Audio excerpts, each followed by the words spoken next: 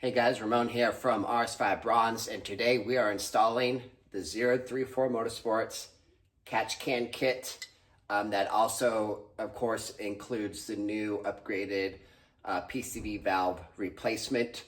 The OEM ones can be prone to failure, so you can purchase from 034 just the PCV valve replacement hose, which doesn't change anything, or you can do what I did where you add the catch can, and that will allow any excess oil to be collected here and then drain back into the engine if you desire, or you can just drain it manually from here. So today we're just going to go ahead and knock this out real quick. Seems like a pretty simple, straightforward job.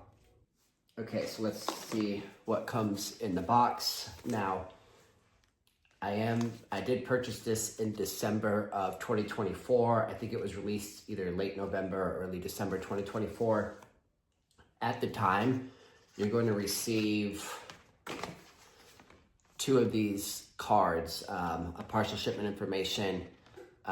This is only if you purchased the catch can version, which is what I have, and then a drain line notice. So basically, as of right now, they do not include the option to install the drain line, but they will be sending out all of the parts needed to install the drain line for free if you bought the catch can version of this PCV valve system. So just know, if you happen to get it and this comes in, that 034 is going to make good on the word and provide you with everything you need. But that's what all these extra notices and stuff are all in here, but they'll take care of you, send it all to you. I've already been speaking with them. We'll go into this more detail. You got bracket, your new PCV valve here and here that connects everything. Some miscellaneous hardware, more tubes, and then the catch can. Actually has some good weight to it, so let's see what this thing looks like. So I'm guessing that's where the drain plug will go. I'll make a second video once I receive the rest of it from 034, and we'll go over how to install the drain, because that's what I want to do. I don't want to have to check this manually, but I'm pretty sure, yep. So right here you get a drain,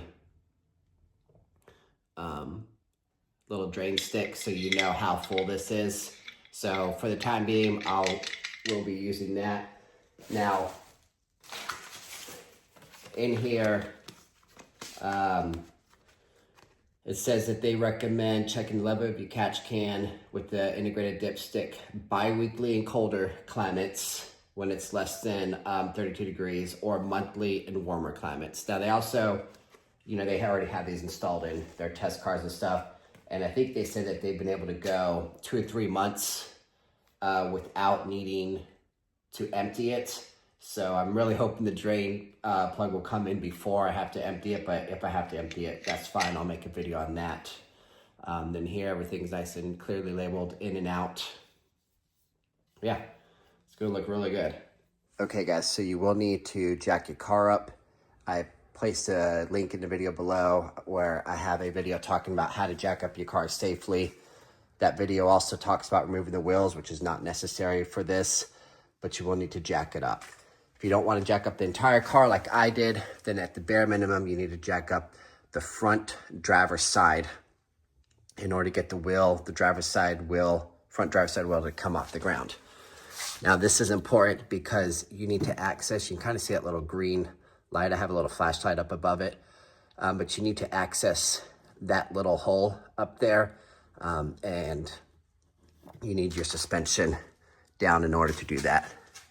But you can see that little light. So we'll talk about that in a minute, but just be aware that your car will need to be jacked up. So be safe when doing so. Okay guys, so first things first, pop off your engine cover. If you've never done that before, it just has these 4 knobs here, and they come down.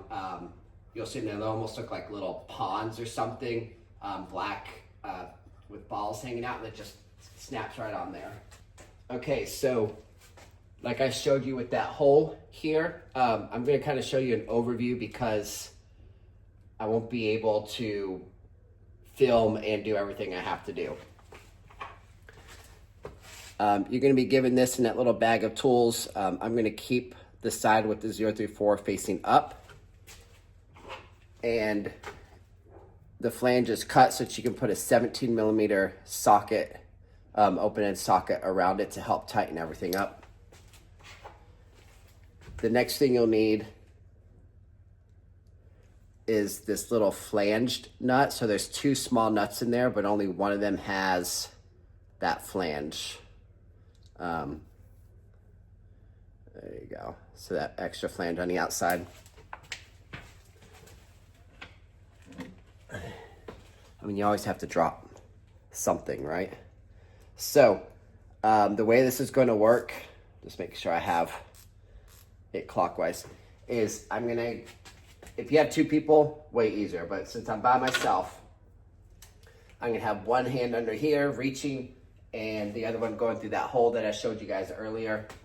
And just attaching this nut to the end of that. Now, it's not going to be sticking out a lot, so you're just going to have to do what you can.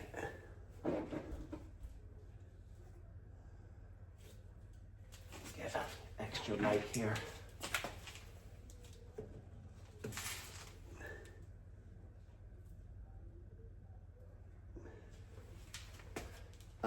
One trick is to have that flange bolt sitting on the end of your socket there. If you have one of these that are adjustable like this, now is a great time to use them, but if not, you just want to set your flange up just like that.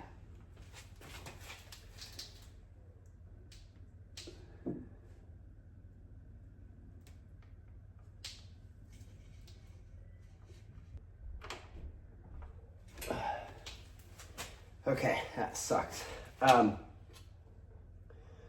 Honestly, if you have a flex one, just keep it straight. It was easier than trying to have it flexed. It was just a feel thing. What I did is I reached underneath and I got this as close as I could to the bottom of this screw here. And I just sat here and kept on spinning this until it caught. Now, one little trick is when I felt like it was engaged, like I had everything lined up, I actually turned this counterclockwise. And that just helped to make sure that I didn't cross thread anything. So did a slight like quarter, half turn counterclockwise. I just felt like I had a good engagement. And then I started to screw it clockwise and was able to get everything engaged. So now I'm just gonna go back underneath and keep this tight there so that I can tighten everything up.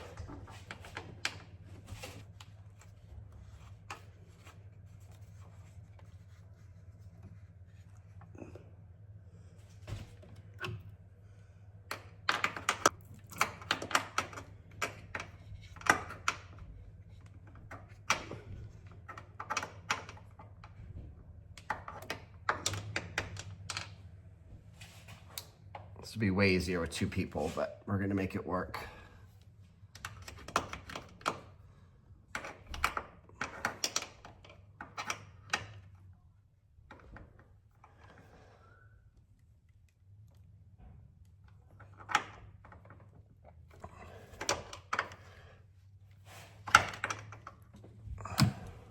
What I noticed is using the open end here is way easier from underneath.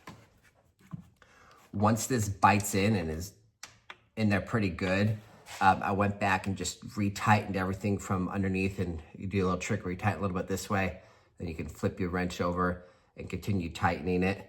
And so now this is super tight. I didn't really have a whole lot of space to use this 17. I don't know if you saw, but I tried putting it kind of straight up and down, and then try to turn it that way. That helped a little bit to kind of lock it into place, but doing this underneath really seemed to help.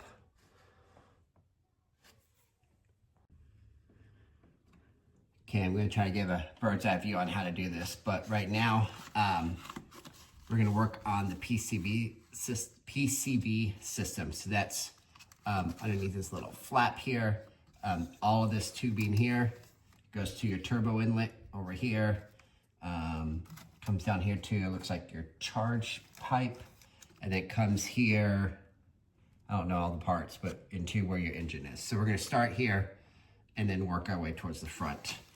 I've never done this before, but you should just have to push down on these tabs and then you should be able to wiggle everything loose here.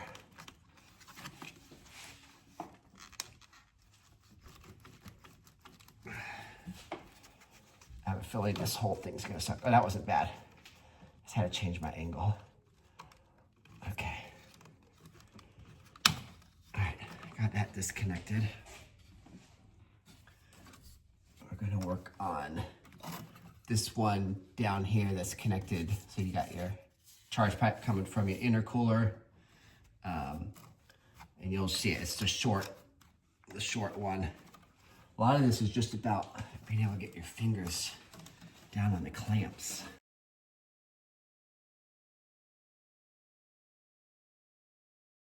Okay, I wanted to add this in here when it comes to removing this one that's a pain in the butt. You have this piping right here, and this one here kind of goes right in front of where your fingers need to get to. It's kind of hard to see. So if you pop this one out here by your ECU, and then right here, if you follow this one over your charge pipe here, it's the little clip here that you can remove. And this will just allow you to pull this out of the way, and it just frees up a little bit of extra space, not much, for you to get your fingers through. And then you can, because this is already disconnected up here, you kind of lift this up a little bit and it will cause it to twist. And that twisting motion can help get your fingers down there.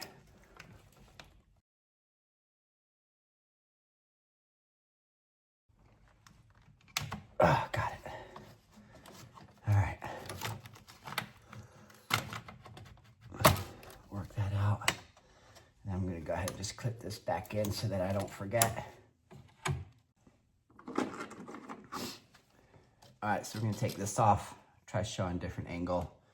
You got this hook, this is part of the set from Harbor Freight, and just a small flathead. With both of these already removed, the plan is to go back and forth and then just apply pressure towards pulling it off. So let's see how quickly I can do this.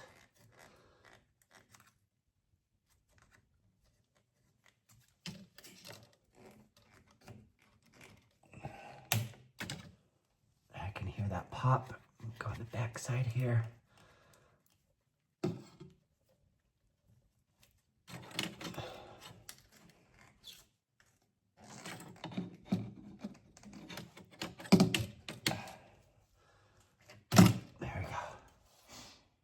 That's it. I was able to do it all with just this, just little twisting motions and pulling on it, and it just popped right off. So there we go. Can't really see inside, but basically inside there is a small ridge. You can kind of see it right there, the light glistening on it. And that ridge goes around this ridge. Now, it's smooth here, but it's actually sharp. Like I can feel like there's actual sharp edge. You can kind of appreciate that. And that sharp edge is what you're trying to get the groove that's inside of there over. And so what I found that I was doing was using this, I'd go around and I would just follow this all the way around. And as I was doing it, I was lifting up motion and having the other two disconnected and being able to move this back and forth like this. All of that really helped, and there's just constant wiggle and it came off. Here's a close-up of the clamps. You can see it's got spaces for you to already squeeze. And so you just squeeze them like this. This one was that really tight one, way down there. Not bad. It was just being able to get your finger underneath that second, underneath the bottom one in order to squeeze. But once you squeeze, it actually popped off quite easily. But this is your PCV valve.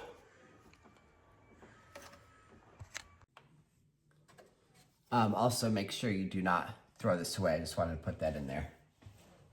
Set that aside.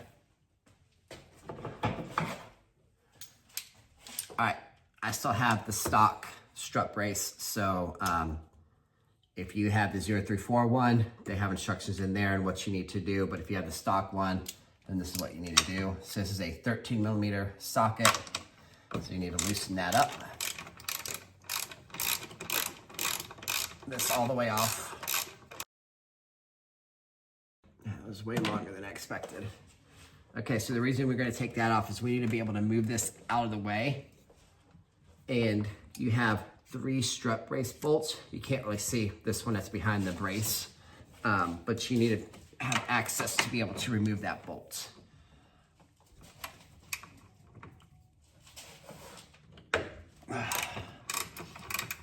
And this bolt will also get completely removed.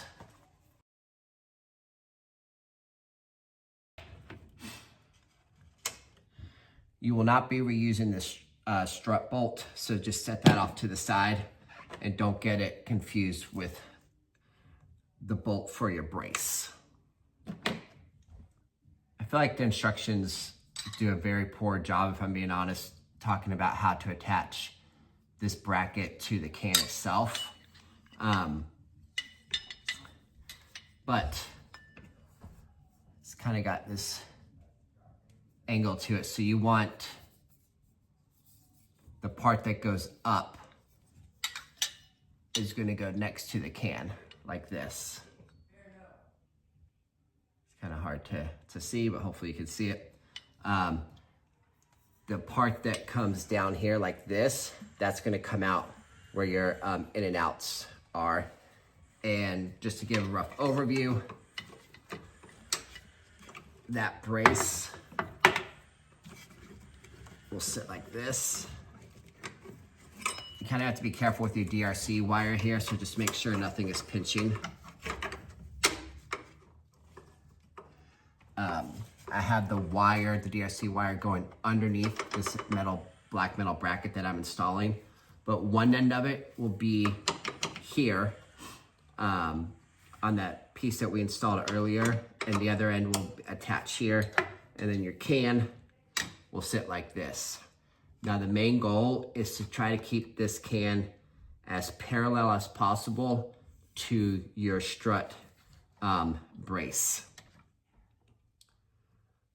But that's all it says in the instructions. It's gonna be almost impossible to reach these holes underneath and tighten everything up.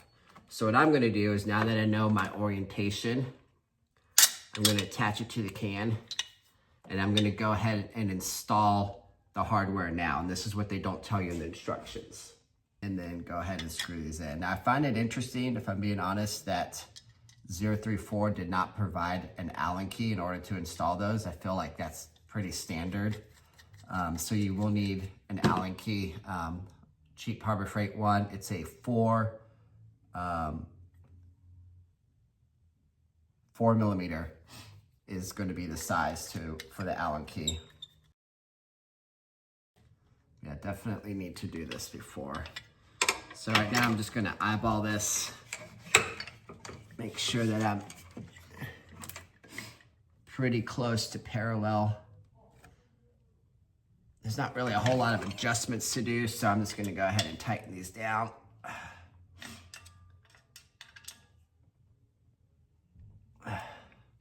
Okay, nice and tightened. Once again, this bracket here is going to go over the DRC wire that's coming out. Nice, so that's what it's gonna look like. So they provide you with a a new washer and screw that will be replacing the stud screw that we had to remove. So same thing holds that I said about the socket, the washer, the rough side faces down. So now we're just going to get this down in there.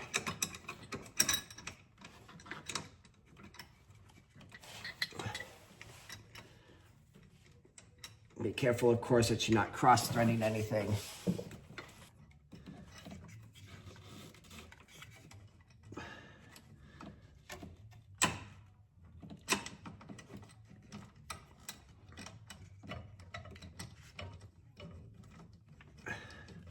Okay, so what I'm doing is actually physically lifting up the strut brace.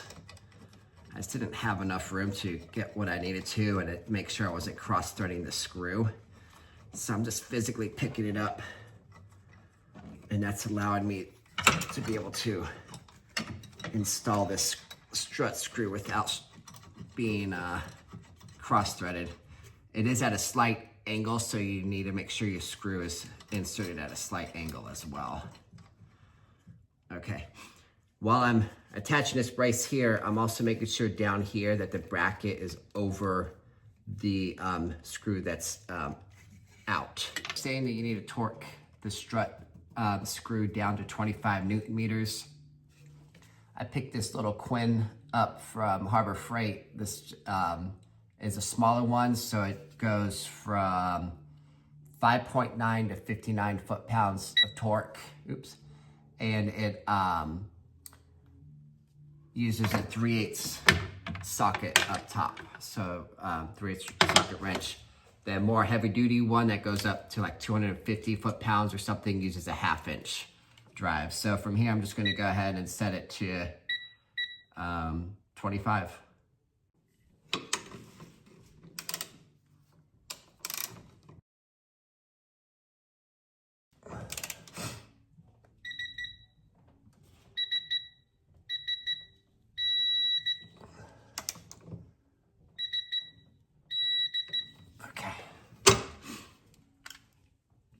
If you don't have one of these, you can do what I do, the old school way, where you kind of remember how much force it took to remove the nut, and then you can sit here and just apply that same amount of force.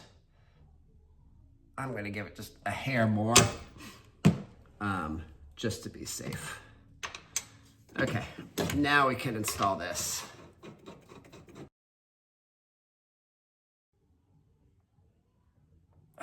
Crank down on that one pretty good. And that's all done. Now, they did provide another little M8 8mm nut and washer. Same thing with the washer, rough side facing down. That's gonna go on that little piece that we installed at the very beginning. And then I think it said that you can torque this down to like 8mm or 8 foot-pounds of torque. But I'm not going to worry about all that. I'm just going to sit here and just tighten it up until it's nice and snug. I'm not going to crank on it because there's just no need. There we go. That's plenty strong. Not going to go anywhere. And now we'll connect all the hoses. Okay, so this is your main system that has the check valves. And on the front, it says here, flow. So the way this works is if you blow from back here, I can feel the air going out. But if I turn it around and try to blow the other way, nothing. I don't know if you're going to be able to see it very well, but they do have these little, you can kind of see all those holes there, and there's a red kind of valve behind it. Anyway, that's, I don't know if you're going to be able to see that or not, but that's that check valve that only goes one way.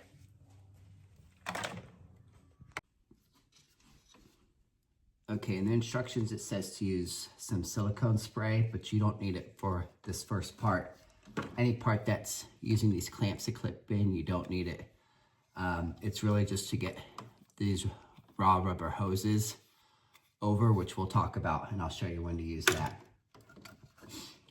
This first one is labeled 1013091. That's what it looks like. It's gonna go into where we first removed the first one, your PCV valve that's attached to your engine here. And then the 90-degree angle goes into your catch can on the side labeled in. So they're both labeled in and out, so you can't really mess that up. And you should be able to hear it click into place. Clicked. Clicked. And these hoses have flex in them, so don't worry about that. Your next one is going to be labeled, hopefully you can see that, 1013104. That one's going to get tucked down in here, that really tight spot. Once again, you can do that trick where you move this out the way. It's going to take, according to their instructions, a little finesse and wiggling. But once you get it lined up, you should just have to push it. And once again, I'm going to stop talking, but this should click into place.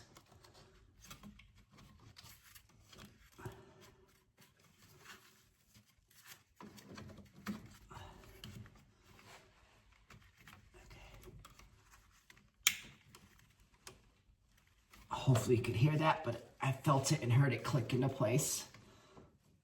I'm just doing a little extra just to be safe. And I'm gonna go ahead and put this hose back. I just don't wanna forget to do that. Okay, so now we have this 90-degree hose, it's a little bit longer. It's labeled 1013107. Hopefully you can see that. That's going here on your intake side. Get this thing out of here. Same thing, you should hear it click. There it goes, clicks into place. It does come with 2 clamps, and so you'll need to place these clamps over this hose, as well as that other one that we did down here. Now make sure when you're installing these clamps that you're installing it in a way that's easy to access that nut there, or that clamp screw. So I'm gonna have them both positioned the same way here. They go over this multiple times, but it's very important that the flow be moving towards the front of the car. Luckily, it's kind of foolproof because this clicks onto the catch can, so it can really only go in one direction, but still you just want to maintain the understanding that the flow arrows need to be pointing towards the front of the car. So, first what we're going to do is attach this end to the catch can in the hole labeled out. Now it should click into place, but I'm noticing mine doesn't want to click into place. So what I'm doing is, you have, on the circular ring, you have parts that are rough, and then these parts here that are smooth. So to release it, you would squeeze down those rough parts. I'm noticing in order to attach this, I'm having to push on this part of the ring that has where it's attached here. That's actually what clicks. I don't know if you can see right here, but that is actually what's doing the clicking around this ring here on the catch can. And then when you squeeze, it opens those up. So what I'm doing is having to push. I'm gonna try to be quiet, but I'm pushing on these parts here until I hear it click on both the top and the bottom, or both sides.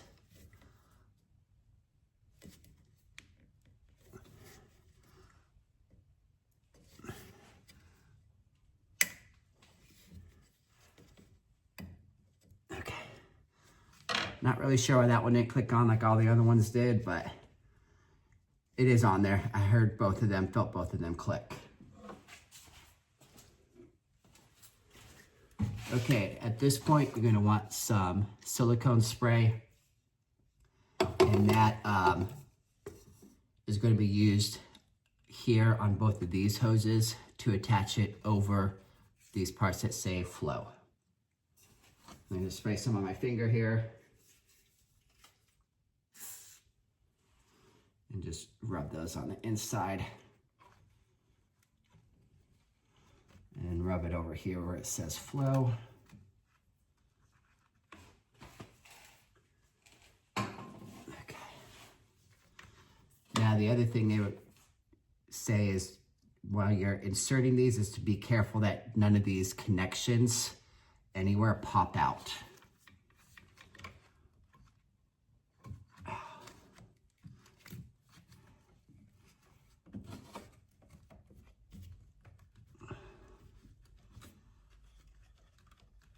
Those slid on nicely.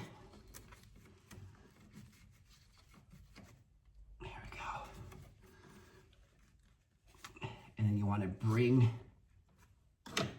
this clamp that we added, and it needs to be over that flow clamp. And you'll see that lip on that flow, and so you need it to be over that so that it locks into place.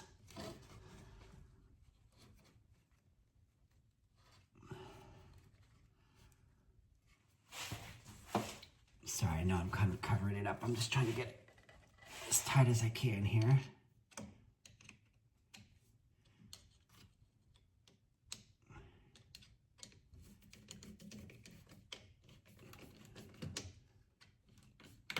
Okay.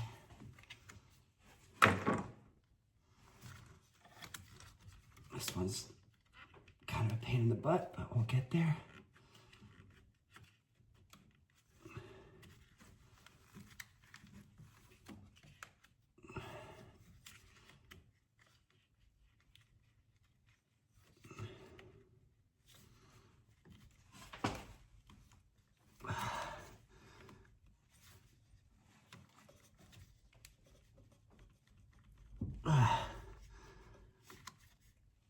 I'm just trying to get it as close as I can.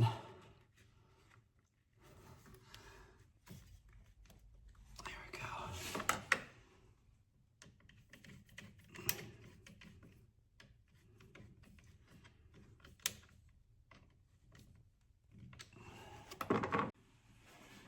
So I just went to grab this 8mm socket wrench here just so I can actually crank down on it more so than with the flathead.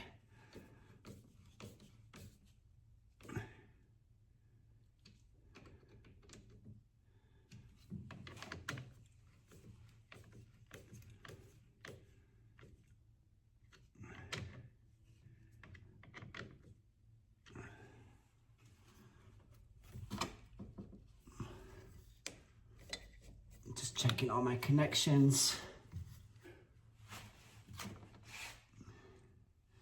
All right, it's installed.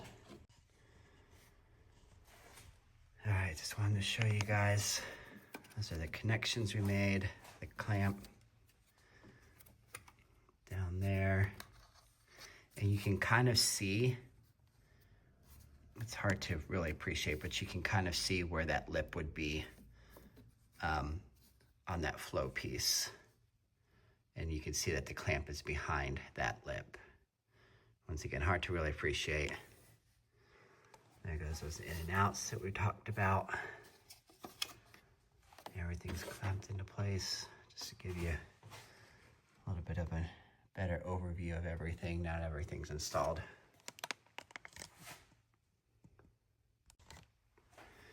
These are the knobs I was talking about. You have 4 of them. So when we're putting the cover back on, we'll go into those 4 areas. Let's push this down here. There we go. And then what I like to do, it's kind of hard one hand, but I like to line up the back left.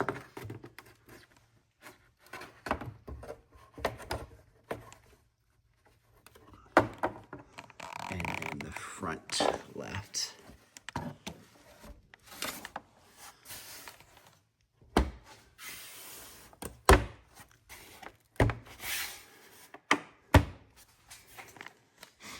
There it is.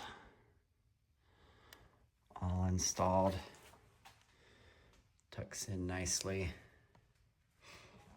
Looks real good. All right, guys, well, we got that catch can and the whole PCV valve system installed. A little frustrating, some of the parts, but it honestly wasn't too bad. It shouldn't take you too long to do it.